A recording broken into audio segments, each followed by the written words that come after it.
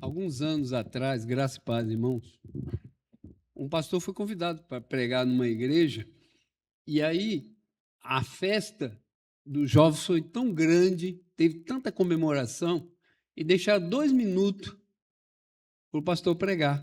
E falaram para ele: ó, vai encerrar o culto meio-dia, ali é 11h38 agora. Aí o pastor subiu no púlpito e disse assim: Deus abençoe os irmãos. E aí foi embora. Claro que agora eu não estou puxando a sardinha para o meu lado, não. Mas eu quero dizer aos irmãos que isso é muito importante, a homenagem. A igreja precisa reconhecer o pastor. Porque o texto que eu vou usar agora, vocês vão similar a respeito disso. Olhando a vida dos irmãos, eu estava lembrando de um menino que foi educado pela a sua avó, chamado Timóteo. E aí ele se apresenta diante do apóstolo Paulo, e Paulo olha para ele e diz assim: olha, Timóteo, sofre as aflição. Isso aqui é sofrimento também, mas faz a obra do evangelista, porque não é fácil, não é fácil. E aí ser um pastor, irmãos, hoje tem sido mosca branca. Você sabia disso? Os irmãos sabiam disso? E se você chegar em qualquer repartição hoje e dizer que é um pastor, todo mundo tem alguns que vai pôr até a mão na carteira logo, segura o bolso aí, porque é complicado. Tal é a importância e como o pastor é visto de fora para dentro da igreja. E aí, eu estava vendo aqui 2 textos que eu fiquei em dúvida que eu ia ler para a igreja e para os irmãos, mas eu vou ficar com do profeta, do rei Josafá. Eu ia trabalhar com Paulo ali em Atos dos Apóstolos sobre aquele Bar Jesus, que era um falso profeta. O cara dizia que Bar quer dizer filho, né? Dizia que era filho de Jesus, mas na realidade era um mentiroso. E Paulo chama ele de filho do diabo. Uma narrativa pesada aí que Paulo joga nas costas desse Bar Jesus, de modo que Paulo tem até misericórdia dele quando diz assim para ele: ó, por conta de você estar querendo estragar a nossa pregação aqui, você vai ficar cego por um período. Olha que interessante. Ele podia ter perdido a visão de uma vez. Paulo diz assim: você vai ficar cego por um período, ou seja, uma lição para aprender a não se intrometer e querer mexer nas coisas do reino de Deus sem autorização. Vamos lá para a 2 Crônicas aqui que eu quero ler para os irmãos. Irmãos, olha só que coisa linda. Eu estou em 2 Crônicas aí no capítulo 19 e eu vou só ler o texto e aí vou usar aí uns 10 minutos aí nessa narrativa aqui, ó.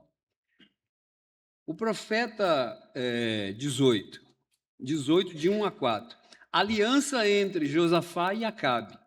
Tinha, pois, Josafá riquezas e glória e abundância, e aparentou-se com Acabe, ou seja, alguém da família de Josafá se casou com um dos filhos de Acabe, e aí aparentou-se. E ao cabo de alguns anos foi ter com Acabe a Samaria. E Acabe montou, ou seja, fez um banquete para receber bois em abundância, para que o povo que tinha com ele persuadiu a subir com ele a Remote Gileade. Porque Acabe, rei de Israel, disse a Josafá, rei de Judá, o seguinte: irás tu comigo a Remote Gileade? E ele disse: como és tu, serei. Ou seja, agora que nós somos parentes, então eu vou junto nessa daí, tá? Só que, olha só, e o meu povo com o teu povo seremos contigo nessa guerra. Disse mais Josafá, o rei de Israel: consulta hoje, pois, peço-te a palavra do Senhor. E então Josafá, o rei de Israel, então o rei de Israel, Acabe, ajuntou-se os 400 profetas que ele tinha, 400 homens, e esses caras aí não era profeta do reino de Deus, era a turma de Jezabel, que já estava aqui. Isso, era a turma do Baal. E aí o que acontece? Se disse: iremos à guerra contra Remote Gileade ou deixá-lo-ei? E disse ele: sobe, porque Deus dará nas mãos o rei. Disse, porém, Josafá, aí é essa frase aí que eu vou guardar aí para o estudo. Não há aqui profeta algum do Senhor? Josafá faz essa pergunta porque percebeu que aqueles profetas eram todos vendidos. Sabe um profeta vendido? Os caras estavam ali só para atender o anseio do rei Acabe. E no contexto geral, teológico aqui da história, a gente sabe que horrenda coisa, a Bíblia diz, é cair na mão do Deus Todo-Poderoso. E Deus aqui estava querendo pegar o Acabe. Era Acabe que ia ser destruído. Como Acabe era sarcar, percebeu a bondade do rei do sul, que é o Josafá, um homem de Deus, temente a Deus, e o rei Acabe não. Era um cara sanguinário, não tinha nada a perder, fez aliança com esses povos pagãos, com Baal e etc., e ainda vai casar com Jezabel. O enredo histórico todo é esse. Daí, o que a gente observa isso aí? Essa palavra aí do rei Josafá, eu achei muito interessante quando ele faz a pergunta: não há algum profeta aqui? Ou seja, pode ter, mas será que esses caras realmente são de Deus? São de Deus ou não? Era essa a indagação de Josafá. Aí o rei Acabe disse assim: olha, tem um profeta aí que está exilado aí, só que ele é profeta, mas eu não gosto dele não, porque ele só fala mal de mim. Pô, então eu não gosto dele, certo? Por quê? Porque o profeta Micaeias vai falar exatamente a verdade diante do rei. E aí, quando chama o rei Josafá, diz: então manda buscar ele lá. Vamos ouvir o Senhor primeiro, antes da gente ir para a guerra. E aí, meus irmãos, acontece todo esse embaraço aí na vida do profeta. Chega e fala que o rei vai morrer. Você vai morrer. Aí o Acabe diz assim: tá vendo, Josafá? Não te avisei? Esse cara só é contra mim. Os meus 400 aqui é a favor de mim.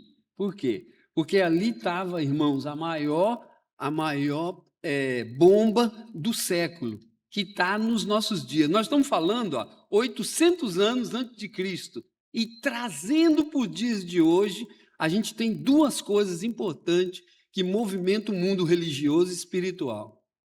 A religião, que eram esses profetas falsos, e a política, o rei Acabe. Juntando esses dois aí, o que dá isso aí? A gente chama de nitroglicerina pura. É uma bomba do século, que é o que nós temos hoje, a religião e a política. Juntou esses dois inimigos aqui, é contra o reino de Deus. Porque dessa forma, os caras, além de vendidos, vão fazer as coisas para agradar alguém. A religião é a mesma coisa, vai impor regra para o irmão. Se o irmão não vir com a barba feita, eu vou trazer um algodão, igual ao exército. Se não fizer a barba feita, se o algodão grudar aqui, 20 pulinhos de galo você vai pagar. É assim. E se eu mostrar para vocês como que é o pulinho de galo aqui, não queira fazer, tá? Que é feio para o homem. Então, é cheio de regra, e Jesus vem para libertar. Jesus vem para libertar e não para impor regra. Por isso que eu estou falando que esses dois elementos aqui, a religião, tá, e a política, irmãos, quando junta e nós entramos dentro da igreja, às vezes eu vejo irmão discutindo, e o pastor Alexandre, um homem de Deus, agora sim, bate pesado com relação. Nesse púlpito aqui, do tempo que eu estou aqui, pastor Alexandre diz que nenhum homem pode falar de política aqui nesse púlpito, porque é responsabilidade dele. Entenderam? E aí a resposta, a pergunta do Josafá sobre a primeira igreja batista de Osasco, ela é respondida. Aqui tem um profeta de Deus. E o profeta é igual ao Antigo Testamento. Quer ver? Eu vou tentar fazer uma simulação bem rápida aqui para os irmãos. Os profetas do Antigo Testamento, esses chamados profetas falsos, tá? Eles caiu hoje no Novo Testamento com a mesma configuração, só que hoje a gente tem a chamada profetada, né? O que é uma profetada? Os caras, eu vou citar um exemplo aqui de uma profetada e vocês vão gostar. Um certo apóstolo, não vou falar o nome do apóstolo, o que ele fez? Ele mandava o povo escrever num caderno o programa de vida de cada um. E aí, feito isso, quando o povo escrevia o caderno de vida, ele ia embaixo e assinava o nome dele. Disse assim: vai ser tudo cumprido aqui, porque eu estou falando em nome de Deus. Os irmãos viram aí que absurdo? E esse cara aí, intitulado apóstolo, que na Bíblia não dá autoridade para a gente ter apóstolo hoje, porque o texto de Efésios, que nós vamos estudar na EBD logo em seguida, da lição que nós estamos, diz assim: e Deus deu alguns a apóstolo, outros a profeta, outros etc. Esse deu quer dizer que foi Jesus que deu. Paulo não está falando de dons, ele está falando de cargos. Ó, deu alguns apóstolos, porque apóstolos só foram 12. O apóstolo Paulo chega a dizer que ele foi enxertado nesse grupo aí, ó, porque ele presenciou a ressurreição. Então, esse cargo de apóstolo não existe mais hoje. E aí a gente está cheio aí, na televisão, no rádio, em tudo quanto é lugar aí, está cheio de apóstolos, homens poderosos, tá?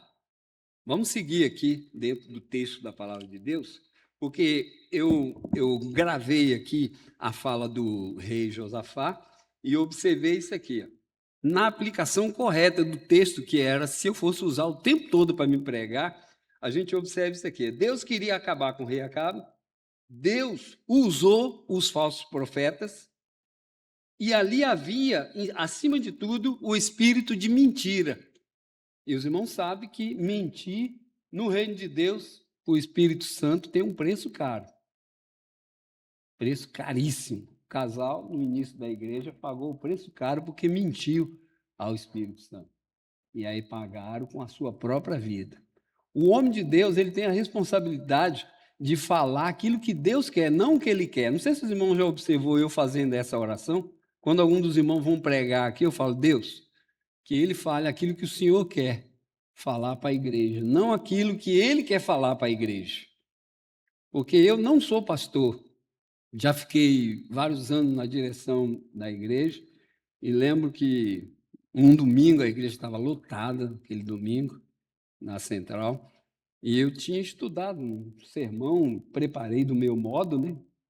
Do meu jeito, não fiz o estudo teológico, exegese que eu tinha, e fui pregar. Quando cheguei na frente da igreja, bem assim, irmãos, ó, e fui olhar o texto da palavra de Deus, o Espírito Santo falou: você não vai falar nada disso. Vai lá para Isaías. Eu falei: Jesus, o que é isso?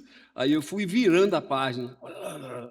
Aí quando parei no texto, ele falou: lê isso aqui agora e você vai falar sobre isso. Foi forte isso aí, irmão. Foi muito forte. Eu passei essa experiência. Parece que o pastor Roberto também teve alguma coisa nesse sentido, né? Na vida do irmão. Preparar um sermão e o Espírito Santo falou: não quero que você fale isso. Várias vezes, né, pastor? E isso significa o quê? Que quem comanda o homem de Deus aí é o Espírito Santo, não é nós. E o pastor precisa estar atento a esse detalhe aí.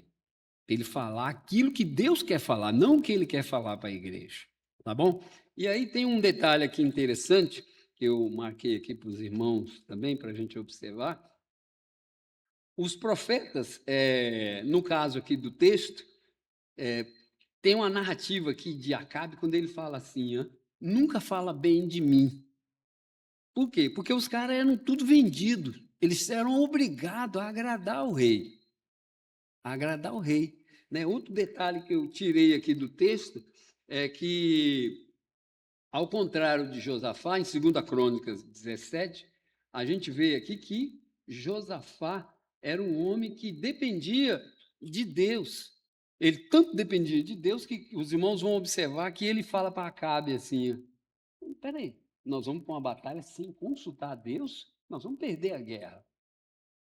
Temos que consultar a Deus para ver se o profeta vai falar que a gente pode ir ou não. E aí, o final dessa história, os irmãos já sabem. Se vocês lerem o texto aí em seguida, vocês vão ver que o rei Josafá vai morrer tragicamente nessa batalha. Uma morte triste, porque ele, além de desobedecer a Deus, ele fez aliança com Jezabel, E ele vai usar o homem de Deus como maracutaia, irmão. Ele pede a Josafá assim, ó, eu queria que você me desse a sua roupa para a gente ir para a batalha. Sabe por quê? Para quando o inimigo olhar de longe e ver a roupa do Josafá no Acabe, quem é que vai morrer no lugar dele? Aprontou. Ele fez isso para que o Josafá morresse no lugar dele. Olha, irmãos, que coisa terrível. E aí a Bíblia diz que no meio daquele confronto, tá, um arqueiro manda uma lança por cima. A lança sai e ultrapassa por dentro de todo mundo e encontra quem? O rei Acabe. Ai, irmão. Horrenda coisa, disse no início, é cair na mão do Deus Todo-Poderoso. Cedo ou tarde você vai morrer drasticamente, mas não é só morrer, né? Como eu falo, às vezes, na pregação de evangelismo, a gente diz para as pessoas: todo mundo vai morrer, mas o difícil da morte é você chegar diante do Criador e sem direito à defesa. Ô, irmão, que triste vai ser isso. Sendo que agora você pode receber o perdão de Jesus e fazer uma conexão com o céu. Agora, é só você crer, como a música que as irmãs cantaram. Basta crer. É só crer. Aí a gente liga você no céu. Foi assim que Jesus deixou a igreja para isso, para a gente fazer a conexão com o céu. Mas as pessoas não querem receber Jesus. E a função de evangelista, que também é dos pastores, ele além de ser pastor, ele é também um evangelista, tem essa conexão de ligar as pessoas até o céu. Irmãos, para encerrar então, eu queria só dizer para os irmãos a respeito disso que há muitos falsos profetas hoje. Há um espírito de mentira no mundo religioso, tá? Porque estão mudando a característica do evangelho. Eles estão mudando a característica do evangelho. E aí, ao invés de ser um evangelho de mudança, é um evangelho de enchimento. É o contrário, o cara vem para a igreja para ter. Ele chega aqui, pô, irmão Hilton, o irmão disse que se orar e eu vou ter tudo, eu estou no lugar certo. Eu falei, sim, vai ter tudo, mas segundo a vontade de Deus. E se você é um servo do Senhor, Jesus disse que você vai pedir aquilo só que é necessário para você. Mesmo porque nós, irmãos, estamos vivendo aqui, e eu estava falando para o pastor Roberto de manhã, que poucas músicas nós temos cantado a respeito do céu. E quando a gente canta a música do céu, a gente sabe que a gente está passando um período aqui que vamos terminar logo, irmão. Vai terminar logo. Porque o céu está logo ali. Está logo ali, irmão. Logo ali. Então a gente tem que se preparar nesse sentido. O texto também nos ensina que as pessoas estão tentando eliminar e tirar de circulação os verdadeiros profetas. Eliminar e tirar de circulação. O que é eliminar e tirar de circulação? É não dar ouvido. Eu vou nessa igreja lá, o pastor Giba fica falando só de pecado, estou fora, meu. Ele tem que falar de bênção, irmão. Bênção, carrão, casa, mulheres, mansão. Aí eu vou me sentir bem. Ou seja, que ambiente que é esse? Aí o pastor chega aqui e desce o cajado, como a Ruth falou. O cajado é esse. Você tem que matar o seu eu, rapaz. É esse inimigo que está dentro de você aí que você tem que matar. Aí quando você entender que realmente isso está morto, aí você começa a viver Cristo. Porque agora não mais eu quem vivo, mas Cristo vive em mim. Entendeu? Então essa eliminação aqui é muito séria no reino de Deus aqui. Ou seja, a palavra de Deus está sendo abandonada e trocada por visão de homens. Aí vem os visionários, né? O cara chega dentro da igreja, tá cheio de gente assim. Olha só, irmão, eu estava lá nessa igreja aí, tá? E o cara disse assim: irmão, Deus mandou uma visão agora para mim. Falei, misericórdia, o que é? Tem alguém aqui que está com prisão de ventre. Aí eu falei, Jesus. Manifesta agora. O que profetada maluca. Eu me passei mal, irmão, nesse culto aí, tá?